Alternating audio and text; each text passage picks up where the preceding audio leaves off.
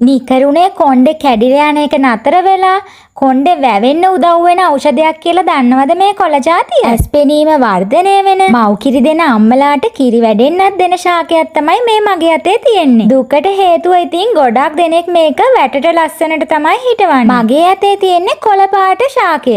මේකේ තව කොළයි සුදුයි යන විදිහේ ශාකයකුත් තියෙනවා. කෝප්පයක හැඩයක් වගේ තියෙන නිසා මේ ශාකයට කියන්නේ කෝප්ප කොළ කියලා. ඉතින් ගොඩක් දෙනෙක් දන්නේ හිසකෙස් වර්ධනයට මේක ගොඩක් හොඳයි කියලා.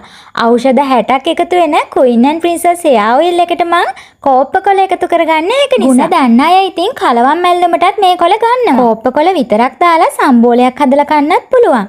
ගොටු කොළ සම්බෝලේ වගේ උඹලකට ටිකක් දාලා දෙහි ඇඹුල් ටිකක් වැඩිපුර දාලා ගත්තා නම් ගොඩක් රස කෑමක් තමයි මේ මගේ අතේ තියෙන්නේ. පාචනය, මලබද්ධය, මුත්‍රා රෝග, මුඛයේ ඇතිවන ආසාදනය, නීරක්තිය, අධිරුද්ධික පීඩනය වගේ ලෙඩ ගොඩකට මේ කෝප්ප කොළ කියන්නේ හොඳ ඖෂධයක්. මම හදන hair oil එකේ හිස් කබල පෝෂණය කරලා කොණ්ඩේ ඉක්මනට වවන්න ඖෂධ 60ක් තියෙනවා.